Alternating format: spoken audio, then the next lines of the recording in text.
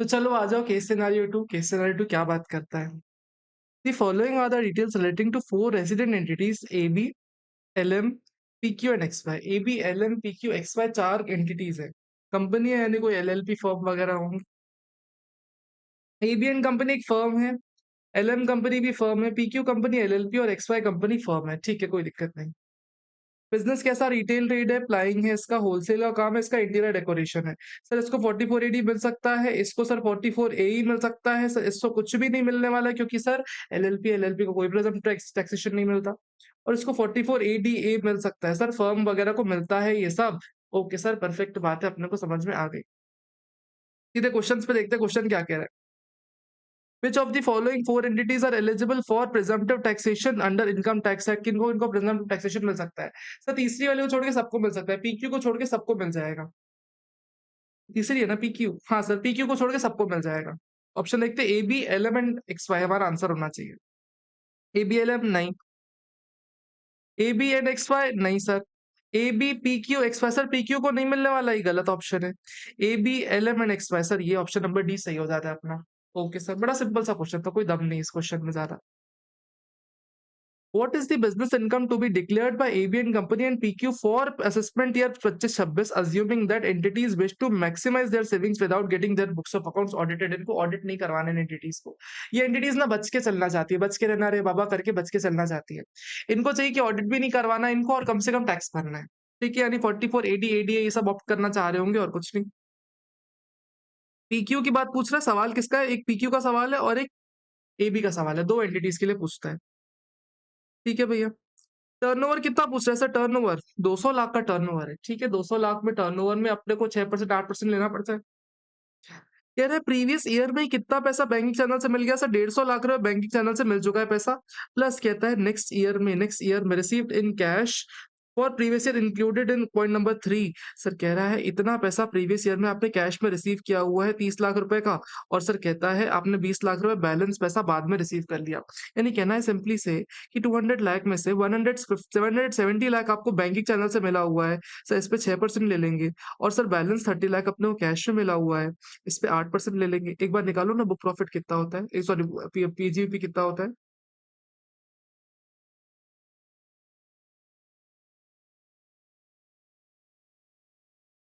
12.6 lakh rupees का हमारा deemed PGP में निकल रहा है 44 एडी के अकॉर्डिंग।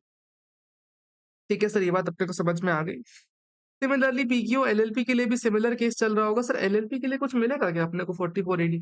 सर एलएलपी के लिए तो कुछ मिलता ही नहीं ना अपने को, एलएलपी के लिए तो कुछ भी नहीं मिलता। तो इस केस में क्या करना पड़ेगा? जो भी इनका 44 ए क्या जो अपनी बुक्स ऑफ अकाउंट्स के अकॉर्डिंग आ रहा है ये ले लेंगे। तो हमारा आंसर क्या बन जाना चाहिए? 12.6 लाख और 4.5 लाख हमारा आंसर बनना चाहिए। देखते हैं क्या आ रहा है। 12.6 लाख 4.5 लाख दोनों ही अपने आंसर में मैच कर जा रहे हैं। परफेक्ट बात है, अपना यही आंसर मैच करेगा। ओके सर, परफेक्ट है। तीसरा question, What is the business income to be declared by Element Company for assessment year 25-26, assuming that firm wishes to pay make maximum tax saving without getting its books of accounts audited? Sir LM को क्या करना है? अपना audit नहीं करवाना चाहते, लेकिन sir इनको टैक्स बेनिफिट भी चाहिए, तो 44 ए ही ऑप्ट कर सकते हैं लोग। ओके सर, 44 ए ही ऑप्ट करेंगे एलएम वाले। एलएम ये वाली फॉर्म एक बार देखो, हाईलाइट कर रहा हूँ इसको, देखना ये वाली एंटिटी, इसको इसका टैक्सेशन देखना है अपने को। सर अपने को ना ये क्या कर रहा है? Leasing plying carrying of goods carriage वाले सर्विसेज में है, तो इनको ना अपने को कहीं पे भी 44 एडी एडीए में नहीं लेके जाना है, इनके लिए 44 ए ही बना हुआ है। 44 ए के लिए नीचे डिटेल्स दे रखी है। सर 8000 किलो वाले 8000 केजीज वाले दो व्हीकल है, तो इसके लिए 7500 रुपीज पर मंथ ले लेंगे इंटू 3 व्हीकल्स है, और जब से परचेज कर रखा है तब से डेट लेनी पड़ती है अपने को। तो उन्होंने परचेज कब से कर रखा है? परचेज कर रखा है मई से, यानी 11 मंथ्स के लिए ये वेट ऑपरेशनल है। ठीक है। 9000 केजी वाले सर दो है, यानी 7500 रुपीज पर मंथ पर ट्रक लेंगे, ऐसे दो ट्रक्स है। और कितने मंथ्स के लिए ऑपरेशनल है? सर अपने को डेट ऑफ परचेज देखनी पड़ती है, कभी भी अपने को ना डेट ऑफ यूज नहीं देखना होता। इसमें कभी भी अपने को डेट ऑफ यूज नहीं देखना होता, पुट टू यूज की डेट देखनी नहीं होती, इसमें डेट ऑफ परचेज देखनी पड़ती है। और परचेज कब हो रखी है? जुलाई में परचेज हो रखी है। यानी कहना है सिंपली से कि ये 10 मंथ्स के लिए यूज होगा। कहना है इसे कि सिंपली 10 मंथ्स के लिए यूज होगा, क्योंकि मई जून छोड़ के नहीं, अप्रैल में, हाँ 9 मंथ्स के लिए यूज होगा। 9 मंथ्स के लिए अप्रैल मई जून 3 महीने छोड़ के जुलाई से लेके 9 मंथ्स यूज किया हुआ है। Okay okay. फिर उसके अलावा एक और ट्रक है जिसपे 7500 पर मंथ लगाएंगे। सर पूरा अक्टूबर से लेके सॉरी सॉरी पूरा अगस्त से लेके लास्ट तक यूज किया है, यानी नियरली कहना है 8 मंथ्स के लिए यूज किया हुआ है। ओके सर, 8 मंथ्स के लिए यूज किया हुआ है। 11,000 है सर, इसमें भी 7500 पर मंथ लेंगे एक मंथ के हिसाब से। सर इस पे कितने मंथ्स का लगाऊंगा? सर 1 अक्टूबर से 6 मंथ होता है, यहाँ पे 30 सितंबर, तो यहाँ 7 मंथ्स के लिए यहाँ लगने वाला है। फिर 12,000 टन, 12,000 कभी भी अगर होता है ना आपके पास, तो 12,000 के लिए क्या करते हैं, 12,000 के लिए क्या करते हैं, 12,000 एग्जैक्ट होता तो कौन सा वाला लेते थे? 7500 लेते थे कि 1,000 रुपीज पर मंथ वाला लेते थे? राइट आंसर है सर 7500 वाला लेते थे। एक्सीडिंग 12,000 वाले के लिए अपने को दूसरा वाला 1,000 रुपीज पर मंथ पर ट्रक लेना पड़ता था। तो यहाँ पे हमको ना 7500 पर मंथ ही लेना पड़ जाएगा, मल्टीप्लाइड बाय 1 इंटू कितने मंथ्स का लगाना पड़ेगा यहाँ पे? सर यहाँ पे लगाना पड़ जाएगा, नवंबर में ऑपरेशनल है, 5 मंथ्स के लिए लगाना पड़ेगा। प्लस यहाँ पे हो जाएगा अपना 1,000 रुपीज पर मंथ के हिसाब से 13 टन से इंटू 2 ट्रक से इंटू सर 3 मंथ्स के लिए नहीं, हाँ यहाँ 4 मंथ्स के लिए यूज हो रहा है, तो 4 मंथ्स के लिए हो जाएगा। 31 दिसंबर को बाय किया हुआ है, तो 4 मंथ्स लग जाएगा। एक बार इसका टोटल करो, देखो कितना आ रहा है।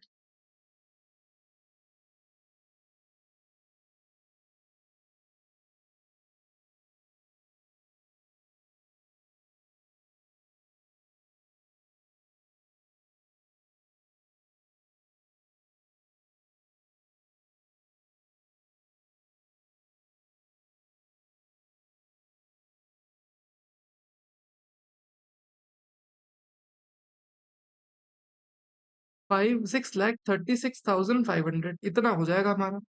6,36,500 इतना हमारा आ रहा है प्रेजम्पटिव इनकम। सर लेकिन अगर आपको याद हो, अगर थोड़ा सा भी याद हो, 44A में ना अपने पास एक स्पेशल एडवांटेज रहता है।